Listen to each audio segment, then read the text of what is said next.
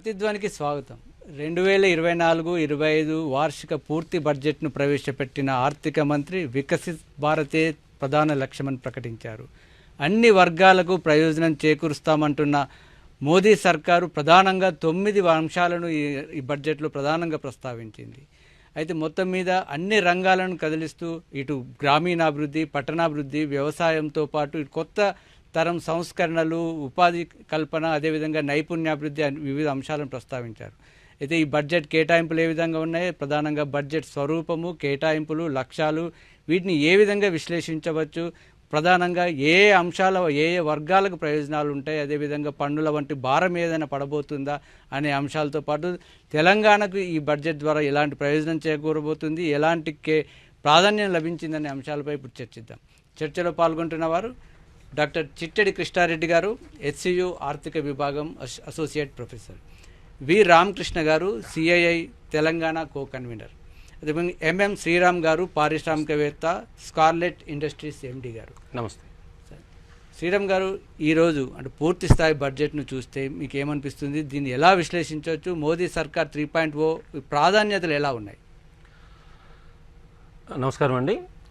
ఇవాళ కేంద్ర ప్రభుత్వం ప్రవేశపెట్టినటువంటి మోడీ ప్రభుత్వం 3.0 కేంద్ర బడ్జెట్, ఇంటర్మ్ బడ్జెట్కి ఇప్పటికీ మనం చూసినటువంటి నిర్మలా సీతారామన్ గారు ఆర్థిక మంత్రి ప్రవేశపెట్టిన బడ్జెట్ చూస్తే ఓవరాల్గా వాళ్ళు తీసుకున్నటువంటి 9 ప్రధాన అంశాల మీద ఈ సంవత్సరము ఈ బడ్జెట్ చూసినట్టయితే ఈ సంవత్సరాన్ని కాకుండా రాబోయే 5 ఏళ్ళు అంటే వాళ్ళు 4 సంవత్సరాలకి టార్గెట్ పెట్టుకున్నారు.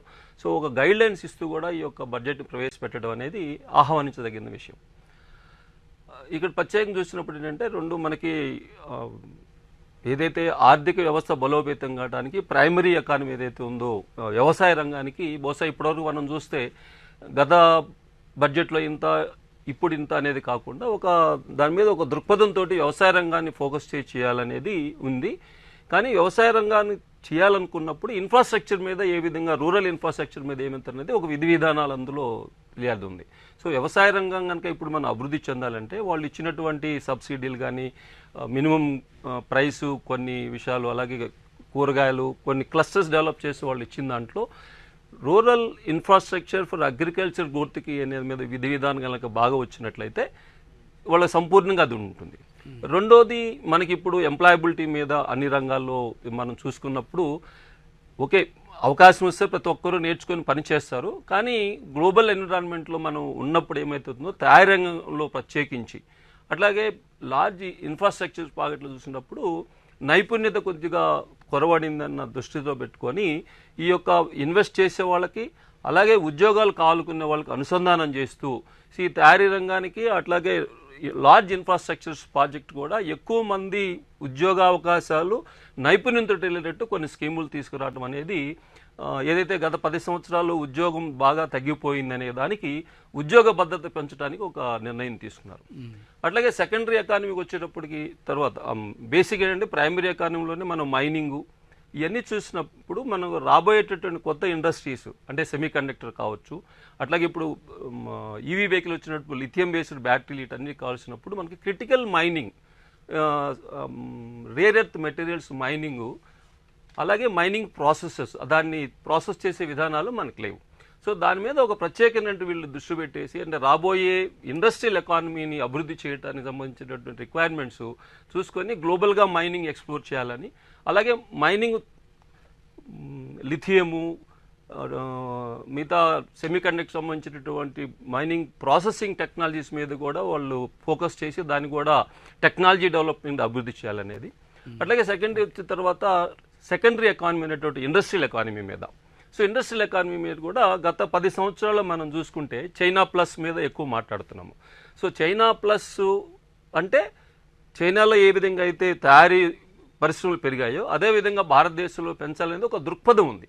అంటే మనకే కాదు, చైనా అభివృద్ధి చెందితే ప్రపంచం యొక్క భద్రతకి ఇబ్బంది అవుతున్న ఉద్దేశంతో యూరోపు, ఈస్ట్ కూడా వాళ్ళు పెట్టినటువంటి తయారీ ఇన్వెస్ట్మెంట్స్ని రీలొకేట్ చేయాలనే ఉద్దేశంతో భారతదేశంలో పెడితే బాగుంటుంది అనుకున్నారు. కానీ తదనుగుణంగా మనం పెద్దగా ఎక్కువ ఆహ్వానించలేకపోయాం.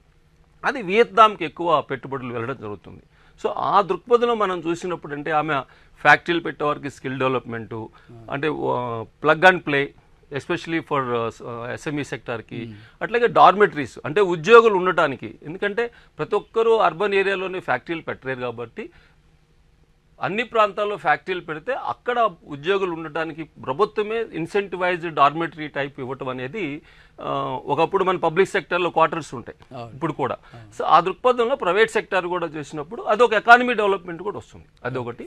తర్వాత అలాగే ఇన్ఫ్రాస్ట్రక్చర్ ఎప్పుడు కూడా అప్పుడెప్పుడు గోల్డెన్ కోఆర్డినేట్ అయిన తర్వాత గత 10 సంవత్సరాలు ఇన్ఫ్రాస్ట్రక్చర్ ఉన్నా కూడా అంత లింకేజ్, భారతదేశం మొత్తం లింకేజ్ ఉన్నట్టు కొన్ని గడ్కరీ గారు ఫోకస్ చేసి కొన్ని మేజర్ రోడ్స్ అవి ఇచ్చినా కూడా ఆమె చెప్పింది రాష్ట్ర ప్రభుత్వాలు కనుక సహకరిస్తే వాళ్ళతో అనుసంధానం అయిపోయి నేషనల్ రోడ్స్ కనెక్టివిటీ కాకుండా ఇంటర్నల్ కనెక్టివిటీ.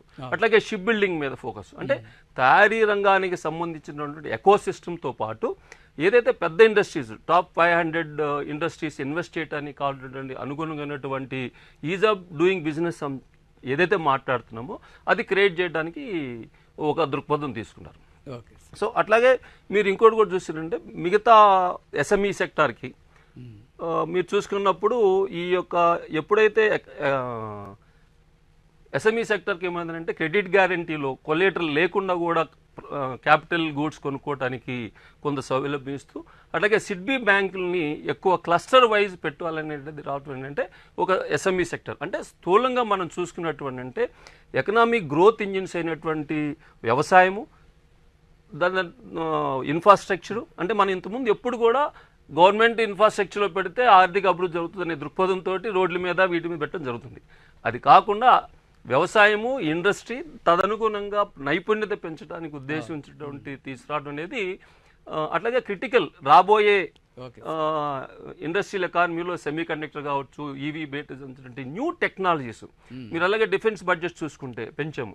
డిఫెన్స్ బడ్జెట్లో కూడా ఎప్పుడు రెవెన్యూ ఎక్స్పెండిచర్ మీద ఎక్కువ ఉండేది, కానీ క్యాపిటల్ ఎక్స్పెండిచర్కి ఇప్పుడు ఎక్కువ ఫోకస్ చేయటం ఏంటంటే దాంట్లో కూడా మనము గత 5 సంవత్సరాలు చూసుకుంటే డిఫెన్స్ ఆత్మనిర్భర భారత్లో డిఫెన్స్ టెక్నాలజీ సెల్ఫ్ సఫిషియెంట్ అయ్యే విధంగా ఇండియన్ ఇండస్ట్రీస్, ప్రైవేట్ ఇండస్ట్రీ కూడా ఎక్కువ ఇచ్చి, అలాగే భారతదేశంలో తయారు చేసినటువంటి డిఫెన్స్ ప్రొడక్ట్స్ని ఎక్స్పోర్ట్ చేయడం అనేది ఫోకస్ పెట్టుకొని చేస్తున్నాం. సో ఇట్ ఓవరాల్గా చూసినప్పుడు ఫ్రీ బిజినెస్సే కాకుండా ఆర్థికంగా అభివృద్ధి చెందకపోతే, సస్టైనబుల్ ఎకనామిక్ గ్రోత్ మనకు లేకపోతే ఎంప్లాయ్మెంట్ జనరేట్ చేయలేము, అప్పుడు దేశంలో అనిశ్చితి వస్తుందని ఒకటి ఉంది. ఇంకో చూసేంటంటే మనం పివి నరసింహారావు గారి దగ్గర చూసుకుంటే ఎప్పుడైతే కొయిలేషన్ ప్రభుత్వం అంటే సంకీర్ణ ప్రభుత్వాలు కేంద్రంలో ఉన్నప్పుడు మాత్రమే ఆర్థిక అభివృద్ధికి ఎక్కువ అనేటువంటి నిర్ణయాలు తీసుకోవటం, ఆర్థిక అభివృద్ధి జరిగింది. అంటే విచ్ఛిన్నం కూడా జరిగింది, కానీ ఇప్పుడు ప్రత్యేకంగా తీసుకున్నప్పుడు చూస్తుంటే ఈ గత ఎలక్షన్స్ ఏదైతే ఇప్పుడు కొత్త ప్రభుత్వం వచ్చినటువంటి ఆ బ్యాలెన్స్డ్ ఉండటం ఉంది. రెండోది కూడా వస్తే తెలుగు నాయకుల ప్రభావం ఢిల్లీలో ఎక్కువ ఉన్నప్పుడు దేశానికి మేలు జరిగింది, అది కూడా మనం గమనించాల్సిన విషయం. అంటే తెలుగు ప్రజల్ని ఢిల్లీ విస్మరిస్తే ప్రభావము, తెలుగు ప్రజల్ని ఢిల్లీ కనుక దగ్గర తీసుకుంటే దేశానికి ఉపయోగపడుతుంది అనేది కూడా మీరు స్థూలంగా తీసుకున్న నిర్ణయాలు బట్టి. సో స్థూలంగా ఇవాళ ప్రవేశమైన బడ్జెట్ భారతదేశ అభివృద్ధికి రాబోయే 5-10 సంవత్సరాల్లో అన్ని రంగాలు అభివృద్ధి చెందడానికి, తద్వారా ప్రజల యొక్క స్టేటస్ పెరగటానికి, అంటే లివింగ్ స్టాండర్డ్స్ పెరగటానికి. అందుకే మీరు చూస్తే ఓవరాల్గా కన్జంప్షన్ డ్రివెన్ ఎకానమీ ప్రవేశపెట్టారు. దానితోడు ద్రవ్యోల్బణం కూడా నియంత్రిస్తామని కూడా పెట్టారు. కాబట్టి సో బడ్జెట్ తయారు చేసిన దాంట్లో వివిధ రంగాల వాళ్ళకి ఇన్పుట్స్ సక్రమంగా తీసుకున్నారనేది మనకు క్లియర్గా తెలుస్తుంది. ఓకే, రామకృష్ణ గారు, ఇది బడ్జెట్ అంటే పారిశ్రామిక రంగం ఆశించిన విధంగా, అంచనాల విధంగా ఉందా? పారిశ్రామిక రంగానికి ఉన్న కేటాయింపులు ఏ విధంగా ఉన్నాయి? ముఖ్యంగా ఈ కేటాయింపులు తెలంగాణ రాష్ట్రంలో పారిశ్రామిక అభివృద్ధికి ఏ విధంగా ఉపయోగపడేలాగా ఉందా, లేక ఎలా ఉంది? నమస్కారం అండి, నా పేరు రామకృష్ణ. నేను జోరియం టెక్నాలజీస్ ప్రైవేట్ లిమిటెడ్కి CEO, అంటే మా సాఫ్ట్వేర్ డెవలప్మెంట్ కంపెనీ. అండ్ అదేవిధంగా confederation of Indian industries Telangana స్టేట్కి కన్వీనర్ ఉన్న ఏది సాఫ్ట్వేర్ ఐటీకి. సో ఈ యొక్క రంగంలో నిర్మలా సీతారామన్ గారు ప్రకటించింది ఏంటి, దాని యొక్క ప్రభావం మన 2 తెలుగు రాష్ట్రాల మీద ఎలా పడుతుంది అనేది ఆ టాపిక్ మీద విశ్లేషణ చేద్దామని ఈ పాయింట్స్ ఉన్నాయి కొన్ని. మేజర్గా ఇప్పుడు ఏదైతే స్కిల్ గ్యాప్ ఉందో నైపుణ్య అభివృద్ధికి ఆ యొక్క పాయింట్ని ఈ బడ్జెట్లో చాలా బాగా టచ్ చేసి గైడ్ లైన్స్ ఇచ్చారు. బేసిక్గా ఈ బడ్జెట్ ఒక రోడ్ మ్యాప్ లాంటిది. నెక్స్ట్ 5 years UPA 3.0కి నెక్స్ట్ 5 yearsకి రోడ్ మ్యాప్ ఇవ్వడం జరిగింది అన్ని ఇండస్ట్రీస్కి. సో ఇంతకుముందు అన్నట్టు చైనా +1కి ఈవెన్ ఫార్మా రంగానికి మన హైదరాబాద్ తెలంగాణ రాష్ట్రము చైనా +1ది మేక్ ఇన్ ఇండియాలో భాగంగా ఇక్కడ ఎస్టాబ్లిష్మెంట్ చేయడానికి చాలా రకమైన బెనిఫిట్స్ ఉంది. దానికి వన్ ఆఫ్ ది బెనిఫిట్ ఏంటంటే ఫారిన్ కంపెనీస్ ఇండియాలో వచ్చి బిజినెస్ చేస్తే ఇంతకుముందు 30% ట్యాక్స్ స్లాబ్ ఉండేది, దాన్ని ఇప్పుడు 25%కి చేశారు, అంటే 5% తగ్గించారు.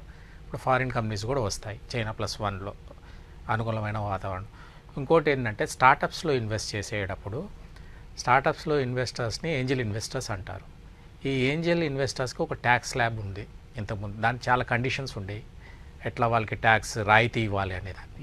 ఇప్పుడు ఆ మొత్తాన్ని abolition of Angel investor tax in all investor classes అని ఇచ్చారు. అంటే ఇప్పుడు వేరే కండిషన్స్ ఏం లేదు, ఎవరైనా స్టార్టప్స్లో కనుక ఇన్వెస్ట్ చేస్తే దానికి కంప్లీట్గా ట్యాక్స్ ఫ్రీ ఇన్కమ్ వాళ్ళ ఏదైతే రిటర్న్స్ ఉన్నాయో అవి పొందొచ్చు. దీనివల్ల ఈ అంకుర సంస్థలకి చాలా ఊతం ఇచ్చినట్టు అవుతుంది. సో ఇదే ఇప్పుడు మన తెలంగాణ రాష్ట్రంలో Hyderabad is futuring in top 3 startup క్యాపిటల్లో. ఈవెన్ బెంగళూరుతో దాదాపు పోటీ పడుతూ ఉంది. సో అలా మనం బెనిఫిట్ పొందవచ్చు.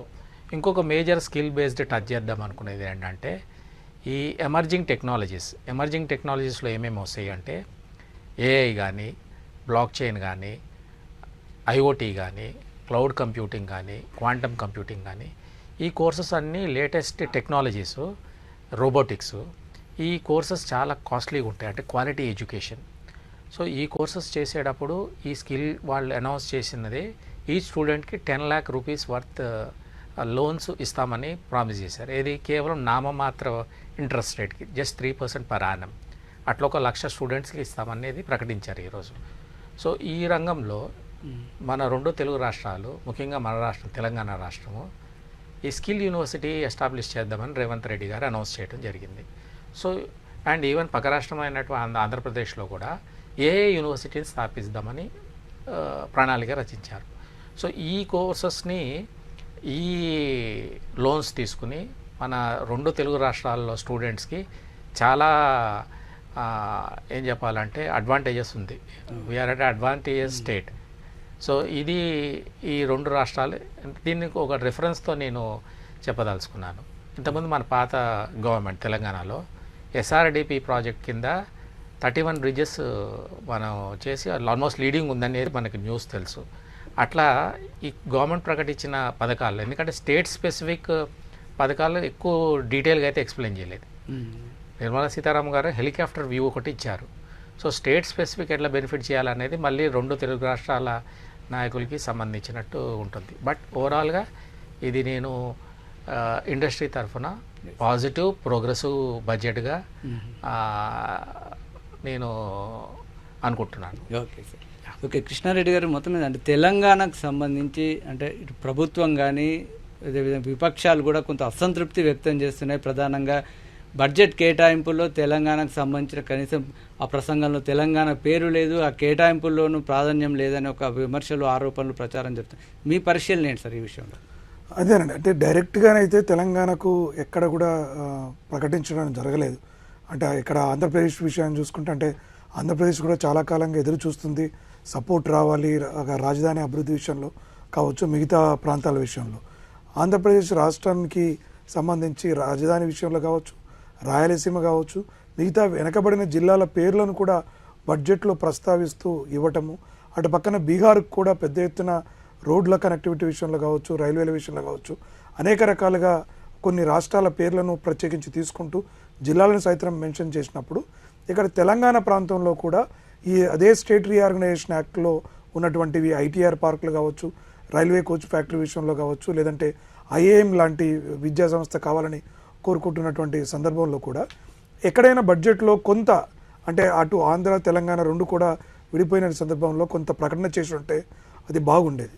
కాకపోతే మనకు ఓవరాల్గా చూసుకుంటే, అంటే సరే తెలంగాణ పేరుతో ప్రత్యేకించి గతంలో కూడా కేంద్ర ప్రభుత్వం చాలా స్పష్టంగా రీజనల్ రింగ్ రోడ్డుకి మేము పూర్తి స్థాయిలో మద్దతునిస్తాము. అక్కడ 2 దక్షిణ ఉత్తర భాగాలకు కూడా మేము కావాల్సిన నిధులను సపోర్ట్ చేస్తామని కూడా ఆల్రెడీ ప్రకటించున్నారు. కాబట్టి ఆ రీజనల్ రింగ్ రోడ్ విషయంలో కొంత ఆర్థికంగా సపోర్టు వచ్చే అవకాశం ఉంది. దాంతోపాటు రీజనల్ రైల్ రింగ్ అనేది అంటే దాదాపు రీజనల్ రింగ్ రోడ్డుకు 5 కిలోమీటర్ల డిస్టెన్స్లో మరొక రైల్ రింగ్ రోడ్ కూడా వేస్తామనేటువంటిది కూడా చేశారు.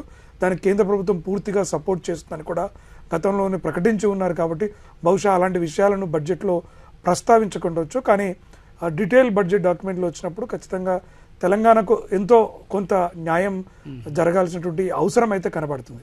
కానీ పరోక్షంగా అంటే ఇప్పుడు మనము ఇవాళ స్కిల్ బేస్డ్ కావచ్చు, ఇందాక మిత్రులు చెప్తున్నట్టుగా స్టార్టప్ విషయంలో కావచ్చు, మిగతా స్కిల్ డెవలప్మెంట్ కోసం దాదాపుగా పెద్ద ఎత్తున బడ్జెట్ను కూడా అంటే 1,52,000 కోట్ల రూపాయలను ఇస్తూ చాలా స్కిల్ సెంటర్స్ పెడతామన్నారు.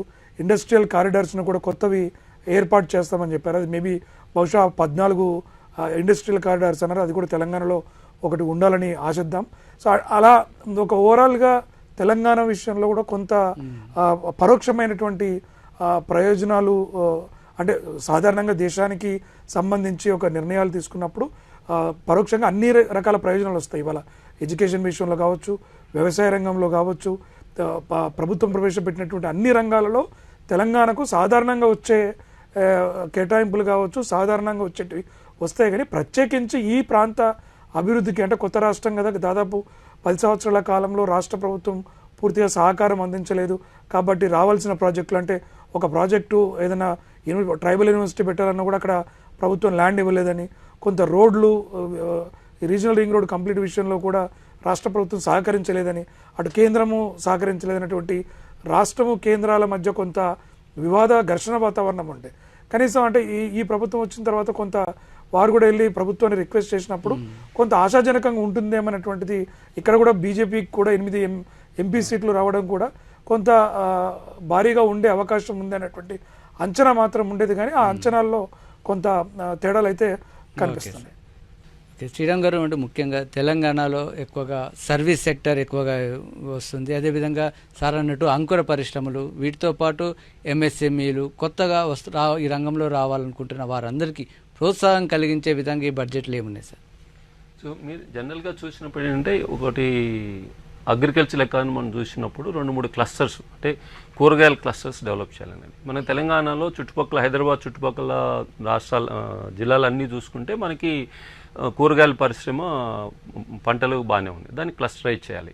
అట్లాగే మనం చూసుకున్నప్పుడు ఏంటంటే కమర్షియల్ క్రాప్స్ మనకి ఫార్మర్ ప్రొడ్యూసర్ గ్రూప్స్ తెలంగాణలో చాలా స్ట్రాంగ్గా ఉంది. సో దాన్ని స్ట్రెంగ్తన్ చేసుకుని కోఆపరేటివ్ సెక్టార్ని మనం డెవలప్ చేయాలనేది బడ్జెట్లో ప్రధానంగా ఉంది. సో మనకి ఎక్కడ ఇబ్బంది అవుతుందంటే ఒకటి హోమోజీనైడ్ అంటే ఒకే రకమైనటువంటి నాణ్యత ఉన్నటువంటి పంటలు పండించడం ఒకటి, తద్వారా దాన్ని ఎక్స్పోర్ట్ కావచ్చు, మార్కెటింగ్ చూడటానికి. సో మనకు ఉన్నటువంటి ఏదైతే ధాన్యాలు అలాగే కూరగాయలు కమర్షియల్ క్రాప్స్ పశువులు లాంటివి పండుతున్నాయో అని కోఆపరేటివ్ సెక్టర్లో తీసుకొచ్చి మినిమం గ్యారంటీ చేయాల్సినటువంటి దానికి ఇప్పుడు బడ్జెట్లో ఒక దోహదం అంటే ప్రైమరీ ఎకానమీలో మనకి అది తెలంగాణకి సంబంధించి అంటే పాత 10 జిల్లాల్లో 7 జిల్లాలకి ఇది బాగా ఉపయోగపడే ఉంటుంది అంటే మనం అడుగుతున్నాం కూడా అది.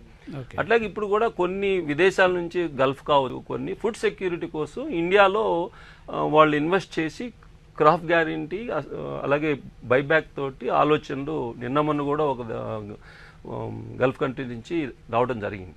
సో దానికి అనుసంధానం చేయడానికి తెలంగాణ హైదరాబాద్ చుట్టుపక్కల ఉన్నటువంటి అగ్రికల్చర్ క్లస్టర్స్కి ఉపయోగపడుతుంది.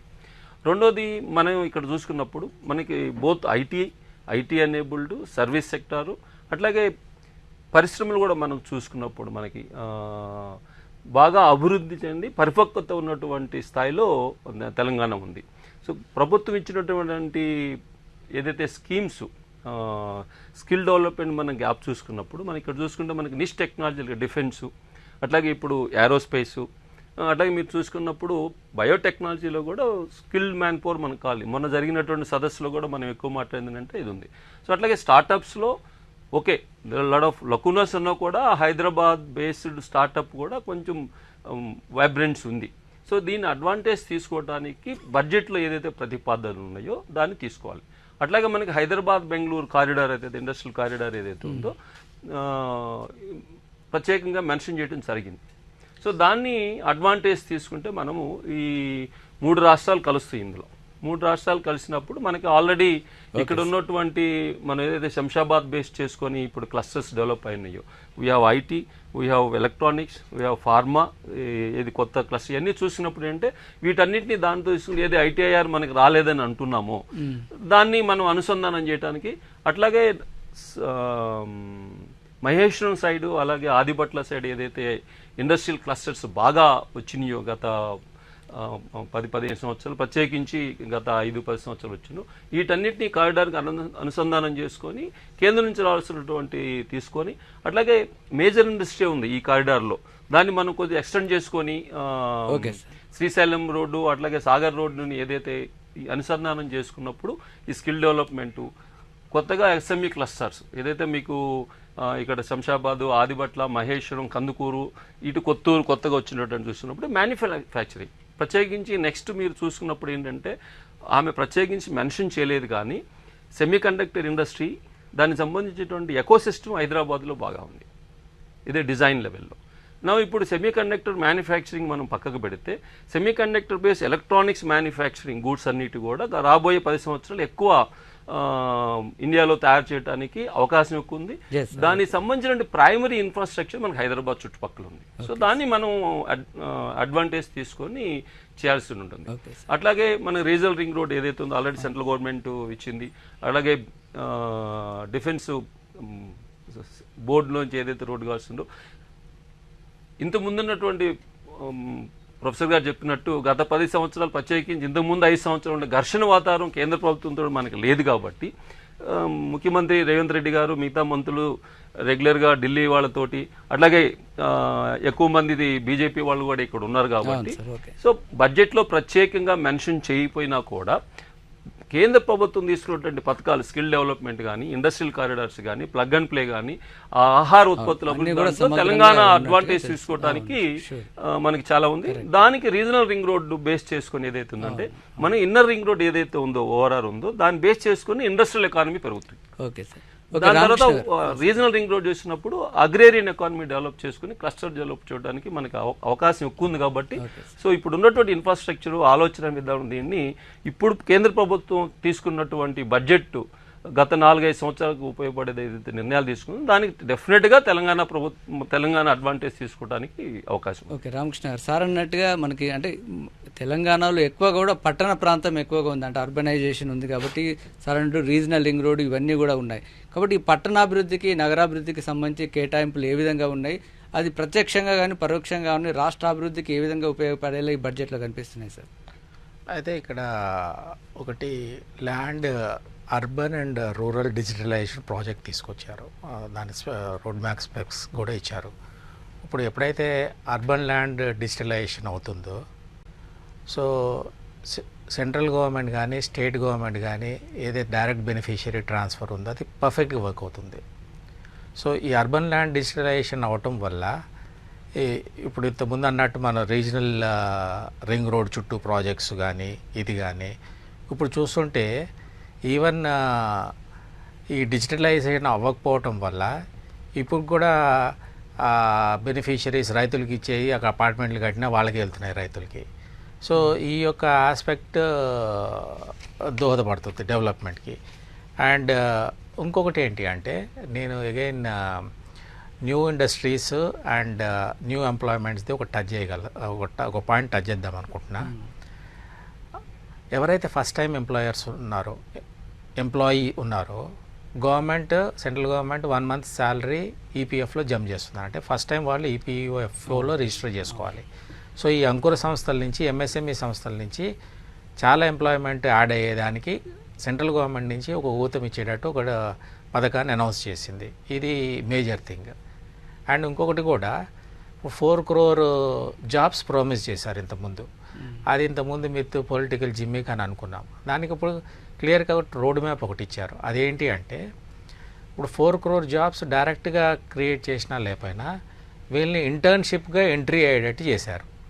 ఇంటర్న్షిప్గా ఎలా ఎంట్రీ అయ్యేటట్టు చేశారంటే టాప్ 50 సంస్థలు మ్యాండేటరీగా సిఎస్ఆర్ నామ్స్ అనేది పాటించాలి. ఈ సిఎస్ఆర్ ఫండ్స్ కింద ఈ ట్రైనింగ్ ఇచ్చేటట్టు స్టైఫండ్ వాళ్ళ ఫండ్స్ నుంచి 5,000 rupees and one time payment of 6,000 rupees generate చేశారు. అంటే వీళ్ళు ఇంటర్న్షిప్ చేసుకుని స్కిల్ గ్యాప్ చేసుకుని వీళ్ళే ఎంప్లాయీస్గా అవుతారు.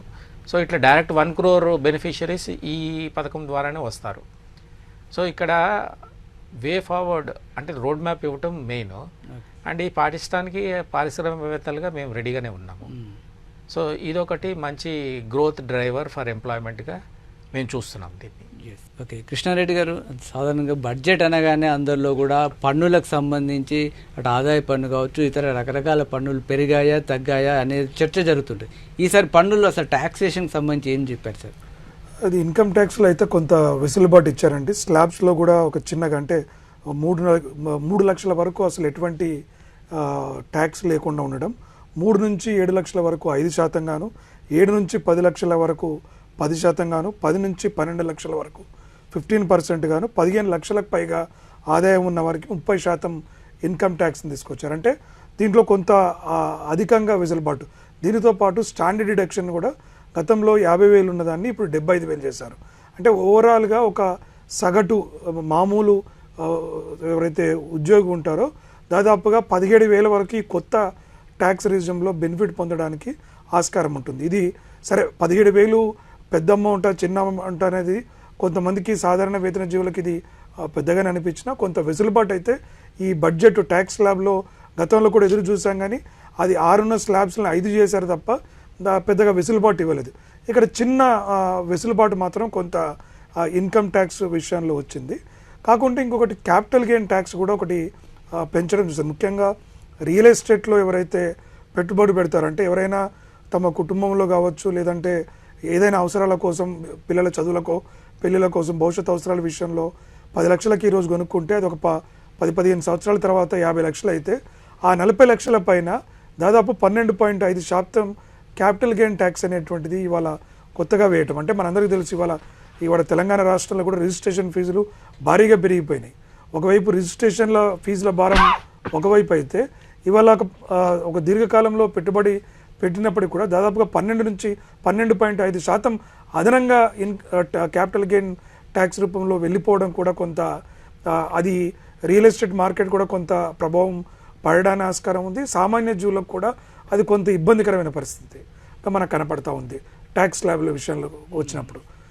అదేవిధంగా స్టాక్ మార్కెట్లో ఎవరైనా ఇన్వెస్ట్మెంట్ చేసినప్పుడు కూడా అంటే ఇప్పుడు ఈ మధ్యకాలంలో చూసినట్లయితే ప్రభుత్వం అనేక రకాల ట్రెడిషనల్ సేవింగ్స్ నుంచి పూర్తిగా స్టాక్ మార్కెట్లు లేదంటే మ్యూచువల్ ఫండ్స్ పైన పెట్టుబడులు పెట్టాలి, అక్కడైతే రిస్క్తో పాటు రిటర్న్ కూడా ఎక్కువగా ఉంటుంది అనేటువంటి తీసుకొచ్చింది. కాబట్టి అక్కడ కూడా దాదాపుగా 10 నుంచి 12.5% 2% అదనపుగా ఈ ఏదైతే లాభాలు వస్తాయో ప్రాఫిట్స్ వస్తాయో వాటిపైన కూడా కొంత అధికంగా పెంచారు. తద్వారా ఏమవుతుందంటే కొంత ఎవరైనా మార్కెట్లో అంటే ఇప్పుడు చాలామందికి ఏమవుతుందంటే మేము రిస్క్ తీసుకున్నప్పుడు నష్టాలు వచ్చినప్పుడు ప్రభుత్వం పెద్దగా సహకారం కానీ తోడ్పాటు కానీ ఉండట్లేదు. కానీ లాభాలు వచ్చినప్పుడు మాత్రం లాభాలపైన ఇంత పెద్ద ఎత్తున ట్యాక్స్లను వసూలు చేయడం అనేటువంటిది కొంత ఇబ్బందికరమైనటువంటి వాదన ఎప్పటి నుంచి. ఎందుకంటే సెక్యూరిటీ ట్రాన్సాక్షన్ ట్యాక్స్ ఒకటి ఉంటుంది, ప్రతి కొనుగోలు పైన బ్రోకరేజ్ ఛార్జెస్ ఉంటాయి.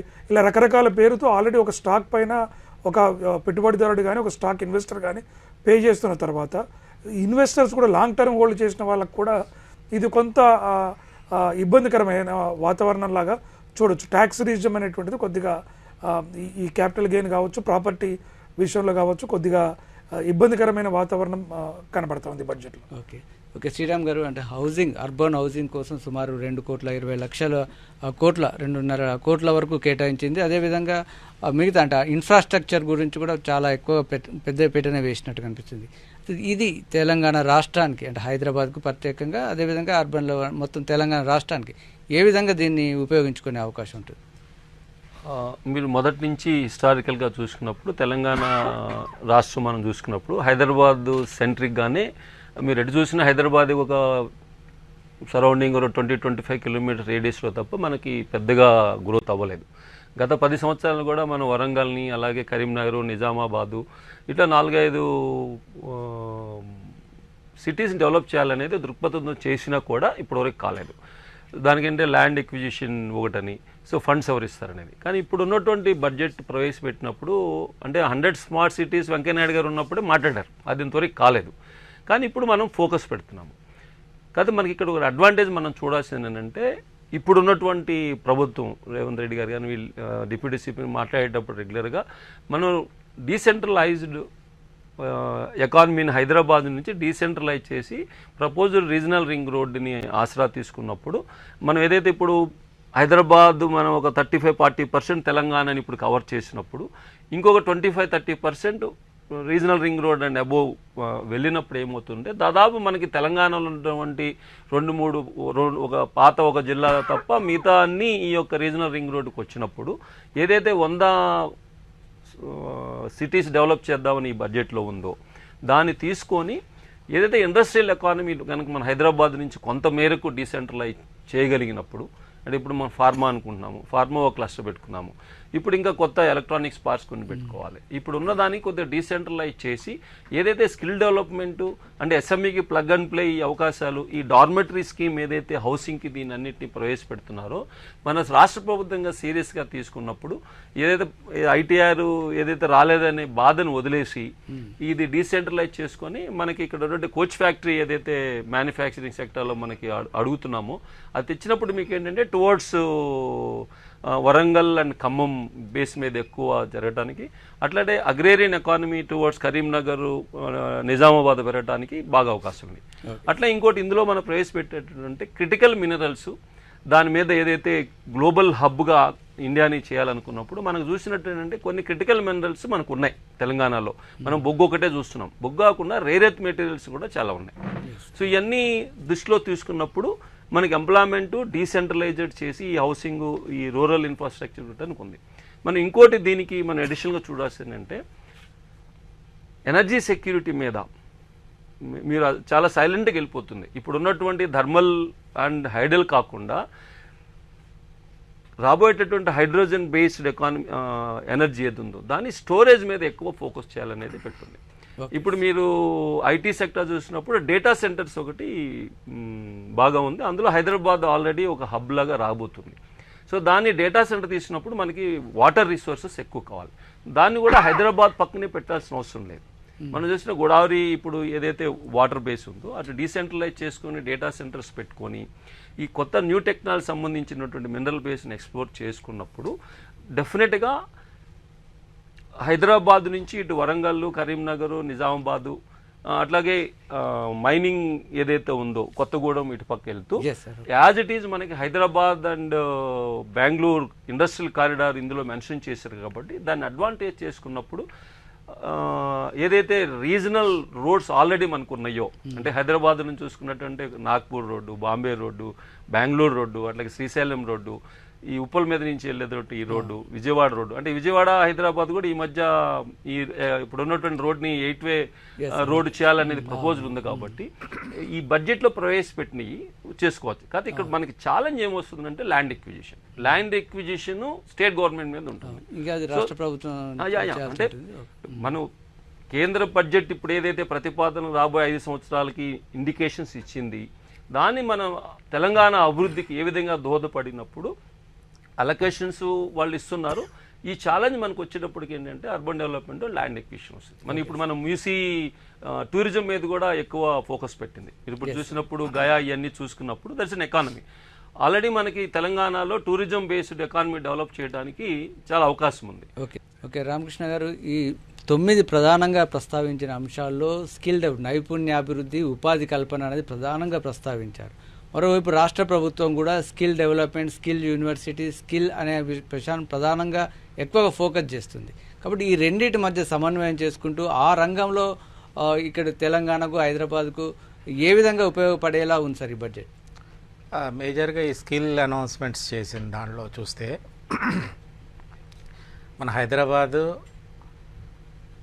ఫార్మాస్యూటికల్కి ప్రసిద్ధిగాంచింది, బయోటెక్నాలజీకి ప్రసిద్ధిగాంచింది, డిఫెన్స్ టెక్నాలజీకి ప్రసిద్ధిగాంచింది. అంటే పేరొందిన ప్రభుత్వ రంగ సంస్థలే కాకుండా ఈవెన్ ప్రైవేట్ రంగ సంస్థలు కూడా దీనిలో గణనీయమైన వృద్ధి సాధించాయి. ఎందుకంటే ఇప్పుడు వ్యాక్సిన్ చూసుకుంటే we are 1/3 supplier to the global. అంటే ప్రతి 3 వ్యాక్సిన్లో ఒక వ్యాక్సిన్ హైదరాబాద్ నుంచి తయారయ్యి ప్రపంచవ్యాప్తంగా సప్లై చేస్తుంది. సో ఈ యొక్క మన యొక్క పాజిటివ్ని లివరేజ్ చేసుకోవడానికి స్కిల్ ఇనిషియేటివ్స్ చాలా అనౌన్స్ చేయడం జరిగింది. స్కిల్ గ్యాప్ ఎక్కడ ఉందనేది స్పష్టమైన అవగాహన సెంట్రల్ గవర్నమెంట్కి ఇప్పుడు 3.0 వర్షన్ కదా, ఈవెన్ 1.0 2.0లో ప్రస్తావించారు. ఇప్పుడు 3.0లో చాలా ఫోకస్డ్ ఏరియాగా తీసుకెళ్తున్నారు. ఈ ఫోకస్డ్ ఏరియా మన రాష్ట్రం ఎలా దాన్ని లివరేజ్ తీసుకోవాలి అని అంటే, ఏదైతే వాళ్ళు స్కిల్లింగ్ ఇనిషియేటివ్స్ చేశారో లైక్ 10 lakh రూపీ లోన్ కానీ, లేకపోతే ఈవెన్ ఇంటర్న్షిప్స్ ఇవ్వటం. ఎందుకంటే టాప్ కంపెనీస్ ఇక్కడే ఉన్నాయి, వాళ్ళు సిఎస్ఆర్ ఫండ్స్ నుంచి ఇంటర్న్షిప్ ఆఫర్ చేయొచ్చు. ఈవెన్ ఈ డిఫెన్స్ టెక్లో కూడా ప్రైవేట్ స్టార్టప్స్ కూడా మన రాష్ట్రాల నుంచి వచ్చాయి, వీళ్ళే ప్రైవేట్ రాకెట్స్ కూడా వదిలారు. సో ఈ రంగంలో స్పేస్ టెక్ అనే దానికి ఒక కొత్త రంగాన్ని ఐడెంటిఫై చేయడం జరిగింది. దానికి 1000 crores venture capital funds allot చేయడం జరిగింది. అంటే 1000 crores ప్రపంచం ఇండియా వైడ్గా it might be less, but it's a new segment what Indian government has been identified. So ఇవన్నీ కూడా బెనిఫిషరీస్ డైరెక్ట్ మన తెలంగాణలో ఆల్రెడీ ఒక ప్లాట్ఫామ్ ఉంది వేర్ ఇట్ ఈస్ ఎగ్జిస్టింగ్. ఇప్పుడు దీన్ని జస్ట్ లివరేజ్ తీసుకుని దీన్ని డెవలప్ చేసి I think we need to grow at 4x speed. Okay okay Kishta Reddy గారు, బడ్జెట్ అనగానే అందరిలో సామాన్య ప్రజల్లో ఆలోచించేది దేని రేట్లు పెరుగుతాయి, ఏం తగ్గుతాయి అనేది సాధారణంగా చర్చ జరుగుతుంటుంది. ఈరోజు బడ్జెట్ ప్రవేశపెట్టిన కొద్దిసేపటికే బంగారం ధరలు కూడా తగ్గిపోయాయి కూడా. అంటే అసలు ఏమేమి తగ్గబోతున్నాయి, దీని ప్రకారం ఏమేమి పెరుగుతాయి సార్ మీ అంచనా? అంటే మీరు చెప్పినట్టుగా బంగారం ధరలు అయితే తగ్గుతాయి, ఎందుకంటే దానికి దాదాపుగా 6% తీసుకొచ్చేసారు సుంకం ఏదైతే ఉంటుందో. కాబట్టి బంగారం కానీ, వెండి, అదేవిధంగా డైమండ్స్ కూడా అంతే స్థాయిలో తగ్గుతాయి. వాటికి భారతదేశంలో ముఖ్యంగా మనకు కేంద్ర సెంట్రల్ బ్యాంకే కాకుండా బంగారం అనేటువంటిది విరివిరిగా ఇండివిజువల్ లెవెల్లో కూడా చాలా సెంటిమెంట్గా కావచ్చు, లేకుంటే ఆర్నమెంట్స్ ప్రకారంగా కావచ్చు, పెద్దగా కన్జంప్షన్ జరిగేటువంటి మార్కెట్ కాబట్టి బంగారం, వెండి, ఇటు డైమండ్స్ కూడా భారీగా తగ్గే అవకాశం ఉంది. అదేవిధంగా మొబైల్స్ పైన కూడా, వాటిపైన కూడా టారిఫ్లు సుంకాలను కూడా తగ్గించారు కాబట్టి ఈ మొబైల్ లాంటి వాటిపైన కూడా కొంత ధరలు తగ్గేటువంటి అవకాశం ఉంటుంది. అంటే ఈ ధరలు తగ్గు వైపు ఒకటైతే ఈ ఇన్ఫ్లేషన్ కూడా దాదాపుగా 5.6 ఉన్న దగ్గర నుంచి ఈ ద్రవ్యోల్బణాన్ని కూడా 4% వరకు తీసుకొచ్చే విధంగా చర్యలు చేపడతామని కూడా ఇక్కడ కేంద్ర ప్రభుత్వం చేపట్టింది. కాబట్టి రాబోయే రోజుల్లో నిత్యావసర వస్తువుల ధరలు కూడా కొంత మోడరేట్గా రావడానికి ఆస్కారం అయితే మనకు ఈ బడ్జెట్లో స్పష్టంగా కనబడుతుంది. దీనితో పాటు ముఖ్యంగా మనకు అందరికీ భారంగా అనిపించేది ఏంటంటే విద్యుత్ ఛార్జీలు కూడా. విద్యుత్ ఛార్జీల విషయంలో ఇప్పుడు తెలంగాణ రాష్ట్రంలో 200 యూనిట్లు ఫ్రీగా ఇచ్చినప్పటికీ 201 యూనిట్ కన్సంప్షన్ చేస్తే పూర్తిగా 201 యూనిట్లకు కూడా కట్టాల్సినటువంటి పరిస్థితి ఉంది. దానికి కేంద్ర ప్రభుత్వం కూడా ఇవాళ రోజు ఏం చేస్తుందంటే ఎనర్జీ వినియోగం, అంటే కరెంటు వినియోగం కూడా రకరకాలుగా పెరిగిపోతున్నటువంటి సందర్భంలో ఈ యొక్క సోలార్ ఎనర్జీని పెద్ద ఎత్తున తీసుకొస్తూ దేశవ్యాప్తంగా దాదాపు 1 కోటి మంది కుటుంబాలకి సోలార్ ఘర్ యోజన కింద, సూర్యవంశీ ఘర్ యోజన కింద సోలార్ రూఫ్లు ఇన్స్టాల్ చేసేసి ఒక ప్రత్యామ్నాయ ఎనర్జీని కనుక అందుబాటులోకి తీసుకొస్తే దాదాపుగా అది ఒక 15 నుంచి 20 సంవత్సరాలు అన్ఇంటరప్టెడ్గా ఈ యొక్క ఎనర్జీ సప్లై అనేది ఒక కుటుంబాలు ఉంటాయి. అంటే ఇప్పుడు ఇవాళ ఈ రాష్ట్ర ప్రభుత్వం ఉంది కాబట్టి 200 యూనిట్లు ఫ్రీగా వస్తుంది. ప్రభుత్వం మారిపోతే అది కంటిన్యూ అవ్వచ్చు లేదా కంటిన్యూ కాకపోవచ్చు. కానీ ఎప్పుడైతే ఈ సోలార్ ఎనర్జీకి ప్రత్యామ్నాయంగా తీసుకొచ్చినప్పుడు ఈ యొక్క సాంప్రదాయ ఎనర్జీ పైన ఉన్నటువంటి ఒత్తిడి తగ్గించడంతో పాటుగా కుటుంబాలకి చాలా చౌకగా ఎనర్జీ రావటం అనేటువంటిది కూడా ప్రధానంగా ఉంది. కాబట్టి ఈ యొక్క సోలార్ వినియోగం విషయంలో కేంద్ర ప్రభుత్వం తీసుకున్న నిర్ణయం వల్ల ప్రతి కుటుంబానికి కూడా వారు వినియోగిస్తున్నటువంటి విద్యుత్తులో వారే అవసరమైతే ఎక్కువ సోలార్ ద్వారా జనరేట్ అయ్యింది ప్రభుత్వానికి అమ్మేటువంటి స్థితి కూడా వస్తుంది. దానికి రాష్ట్రాలు కూడా దానికి సపోర్ట్గా తీసుకొని ప్రజల్లో అవగాహన కల్పించి ఇటు కేంద్రం రాష్ట్రం రెండు గనక సరైన దిశలో ఈ యొక్క ఇంధన భద్రతను తీసుకెళ్ళినట్లయితే ఈ యొక్క గృహాలకు సంబంధించినటువంటి కావచ్చు లేదా ఎలక్ట్రికల్ వెహికల్ వాడేవారికి కూడా ఈ యొక్క విద్యుత్ ఛార్జీలు కూడా తగ్గడానికి ఆస్కారం ఉంటుంది. ఓకే శ్రీరామ్ గారు, అంటే మిగతా రంగాలకే ప్రాధాన్యతలు ఎలా ఉన్నాయి సార్? అదేవిధంగా గ్రామీణాభివృద్ధి, అదేవిధంగా మహిళా అభివృద్ధికి సంబంధించి కూడా ప్రస్తావించారు. అంటే కొత్తగా వాటికి కేటాయింపులు పెరిగాయా? ఏ రంగాల్లో ఆ ఫోకస్ చేయనున్నారు సార్? మీరు ప్రత్యేక ఇక్కడ చూసినప్పుడు అంటే మహిళల ప్రాధాన్యత అంటే ఏదైతే మనకి సెల్ఫ్ హెల్ప్ గ్రూప్స్ అట్లాగే డాక్టర్ గ్రూప్స్ ఉన్నాయో వాళ్ళ అభివృద్ధి కోసం ఈ ప్రత్యేకించి 3 లక్షల కోట్లు మహిళా అభివృద్ధికి కేటాయించడం జరిగింది. సో మహిళా అభివృద్ధి చూసుకున్నప్పుడు ఏంటంటే మీకు అర్బన్ ఉన్నటువంటి లేడీస్ ఫోకస్ ఆన్ ఇండస్ట్రియల్ దాని మీద ఉంటుంది.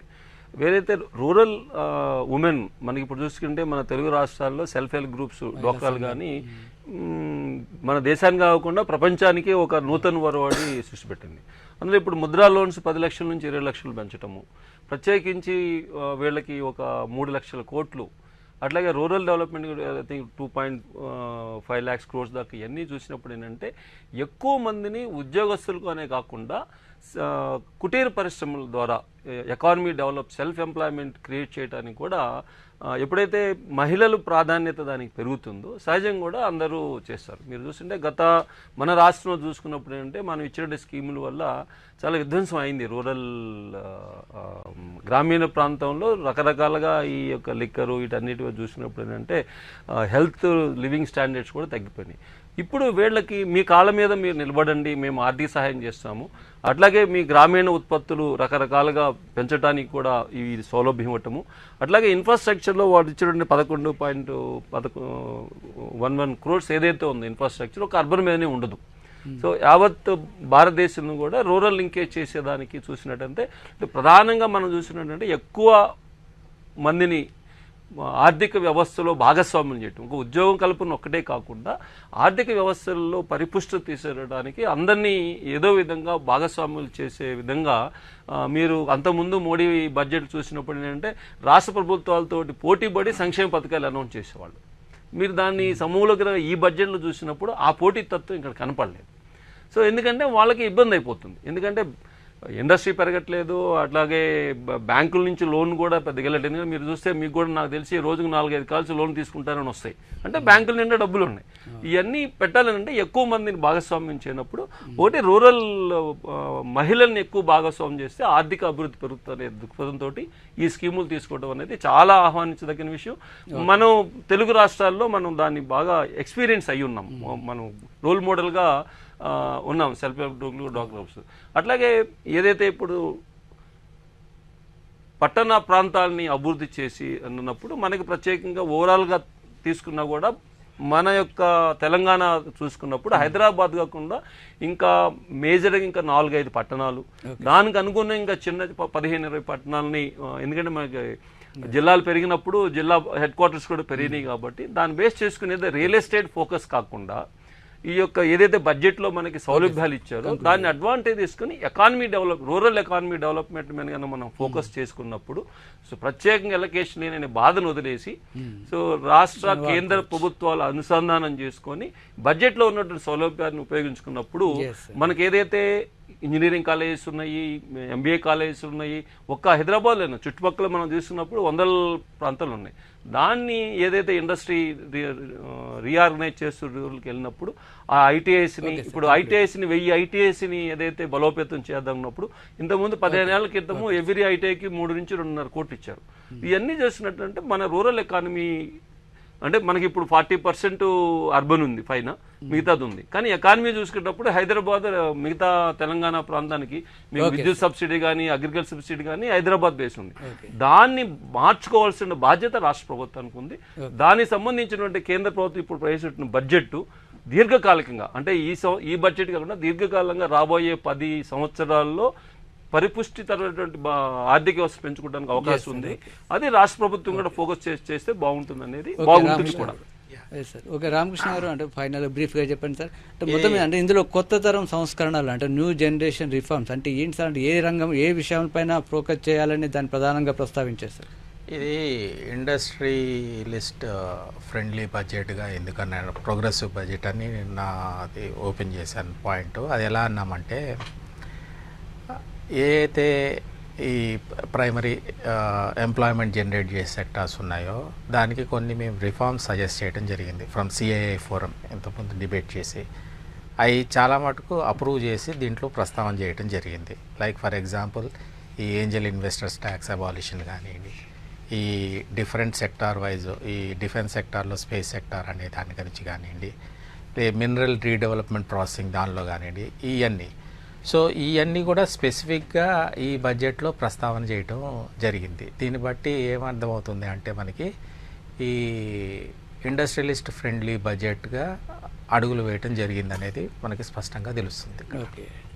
Okay sir, thank you. చర్చలో పాల్గొన్నందుకు. మొత్తం మీద వికసిత్ భారత్ నినాదంతో ఒక రానున్నటువంటి 5 ఏళ్ల రోడ్ మ్యాప్ వేసే విధంగా ఇది దేశ సమూలంగా సమగ్రంగా ఒక అన్ని వర్గాల ప్రయోజనాలను దృష్టిలో పెట్టుకొని కొన్ని వర్గాలకు కొంత ప్రాంతాలకు కొంత ఇబ్బందిగా అయినప్పటికీ ఒక సమూలంగా సమగ్రంగా ఉండే విధంగా దీన్ని రూపకల్పన చేసినట్టుగా నిపుణులు అభిప్రాయపడుతున్నారు. ఇది నేటి ప్రతిధ్వని.